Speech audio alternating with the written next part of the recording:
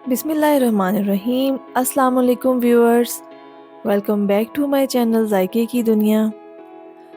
आज जायके की दुनिया में बन रहा है मौसम सरमा की एक बहुत ही खूबसूरत और प्यारी सी सब्ज़ी, आलू गोभी की सब्ज़ी। आलू गोभी की सब्ज़ी सर्दी के मौसम में जब आती है तो हफ्ते में एक दो बार तो बन ही जाती है, और अगर इसको अच्छे तरीके से ध्यान से बनाया जाए तो बच्चे और बड़े इसको बहुत पसंद करते हैं।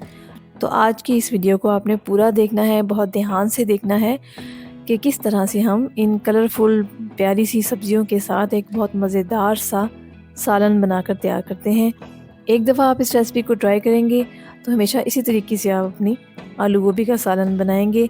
तो चलिए यहाँ पर देखते हैं कि 1 केजी मैंने गोभी ली है, उसको इस तरीके से दरमियाने साइज़ के पीसीज में कट कर लिया है। जो इसका फ्रंट पार्ट होता है उसको थोड़ा सा बड़ा साइज़ का कट करते हैं, क्योंकि ये थोड़ा सॉफ्ट होता है और ये बहुत जल्दी से कुक हो जाता है। थोड़े थोड़े बड़े पीसीज रखेंगे इसको बहुत ज़्यादा बारीक नहीं करना, क्योंकि जब ये कुक हो जाएगा ना तो ये खुद ही छोटे पीसीज में कन्वर्ट हो जाएगा। और जो इसका बैक साइड का पार्ट होता है वो थोड़ा सा हार्ड होता है, उसके आपने छोटे छोटे से पीसीज कर लेने हैं, बारीक बारीक से पीसीज, ताकि वो हमें एंड में कोई प्रॉब्लम ना करें और वो एक साथ ही कुक हो जाए। आधा किलो यहाँ पे आलू लिए हैं मैंने, इनको बड़े बड़े क्यूब्स में कट कर लिया है। 1 किलो गोभी है और आधा किलो आलू इसमें इस्तेमाल करेंगे। एक बड़े साइज़ का टमाटर है जिसको रफली काट लिया है। 3 टेबलस्पून लहसुन और अदरक का पेस्ट है, दोनों को मिला के मैंने इसका पेस्ट बना लिया। 2 अदद प्याज हैं, इनको भी रफली चॉप कर लिया है। कुछ हरी मिर्चें हैं जिनको मैंने कट कर लिया है, कुछ हरी मिर्चों को कट नहीं किया है, वो हम एंड में ही शामिल करेंगे। कट की हुई को पहले इस्तेमाल कर लेंगे। जहाँ तक मसालों की बात है तो मसालों में यहाँ पर 1.5 टीस्पून मोटा कुटा हुआ धनिया है, 1.5 टीस्पून ही नमक है, half teaspoon crush chili है, half teaspoon chili powder है और हाफ़ टी स्पून है जी हल्दी पाउडर। और इसके अलावा इसमें जाएगा साबुत ज़ीरा जो कि है हाफ़ टेबल स्पून, और अजवाइन भी है हाफ़ टेबल स्पून।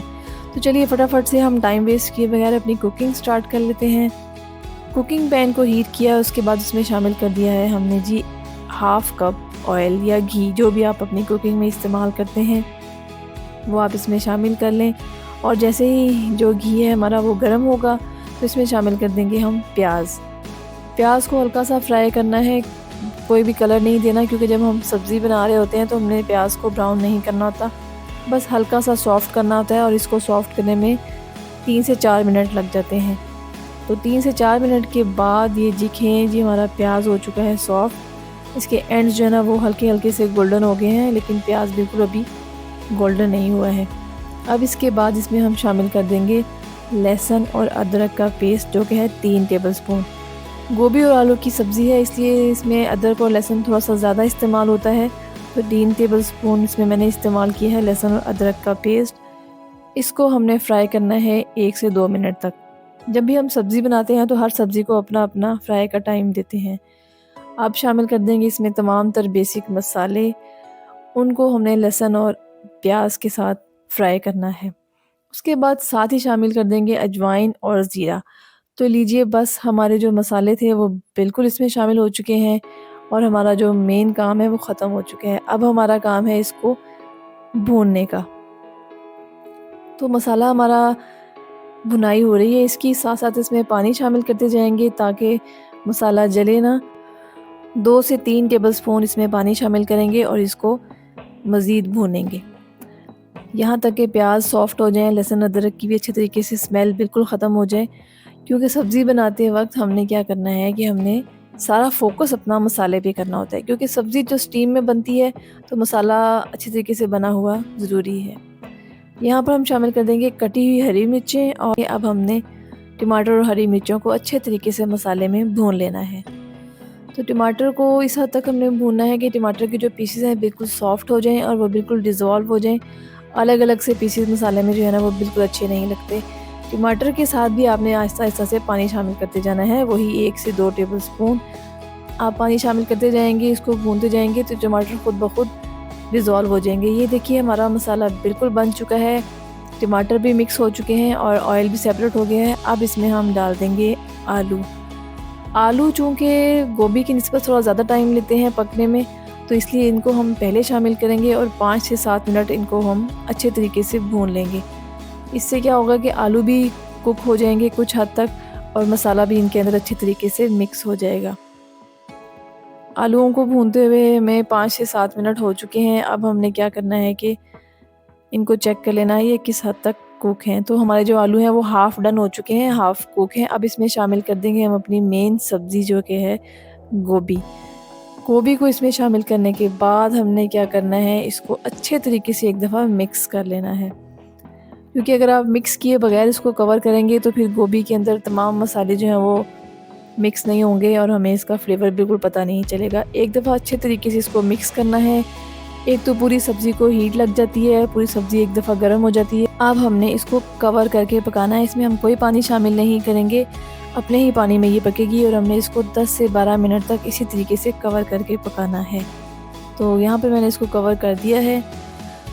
अब हमारी सब्ज़ी को बनते हुए 12 से 13 मिनट हो चुके हैं और सब्ज़ी बहुत अच्छे तरीके से पक चुकी है, सॉफ्ट हो चुकी है। दरमियान में मैंने एक दफ़ा इसको मिक्स भी किया था। 5 से 7 मिनट जब हो गए थे तो मैंने इसको एक दफ़ा मिक्स कर दिया था, अब ताकि पूरे तरीके से सब्ज़ी जो है ना वो पक सके, वरना एक ही साइड पे वो इतनी देर तक पड़ी रहेगी तो वो फिर नीचे से उसकी बॉटम से जलने का ख़तरा होता है। तो ये छोटी छोटी सी बातें होती हैं जिनका आपको कुकिंग के दौरान बहुत ज़्यादा ख्याल रखना पड़ता है, कि ऐसा नहीं कि अगर आप कुकिंग कर रहे हैं तो आप उसको कवर करके भूल ही जाएँ। अब हमने क्या करना है, अब इसमें हमने शामिल कर देना है 1 टीस्पून गरम मसाला और इसके अलावा मुट्ठी भर हरा धनिया। हरा धनिया से इसका फ्लेवर भी बहुत अच्छा आएगा और कलर भी बहुत अच्छा हो जाएगा। अब इन चीज़ों को अच्छे तरीके से मिक्स कर देना है। अच्छा जी, कुछ घरों में ऐसा होता है कि जो गोभी की सब्ज़ी है वो बहुत बड़े-बड़े पीसेस में लाइक की जाती है, उसका कुकिंग टाइम कुछ कम होता है और वो हाई फ्लेम पर पकाई जाती है। तो यहाँ पर हमने इसको 12 से 13 मिनट तक स्टीम में बनाया है, ये अपने ही पानी में पककर तैयार हुई है और ये बिल्कुल अच्छे तरीके से कुक भी है और बहुत मैश भी नहीं हुई है, बहुत अच्छी सी इसकी लुक है। तो आपने इस तरीके से इस रेसिपी को ज़रूर ट्राई करना है और टिप्स एंड ट्रिक्स को फॉलो करते जाना है। इंशाल्लाह आपकी गोभी की सब्ज़ी बहुत अच्छी बनकर तैयार होगी। तो यहाँ पर हमारा जो सब्ज़ी का सालन है वो बिल्कुल बन चुका है। अब हम इसको डिश आउट कर लेते हैं।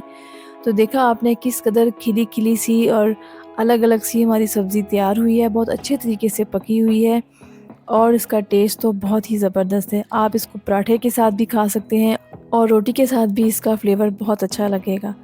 उम्मीद है आपको आज की ये वीडियो बहुत अच्छी लगी होगी।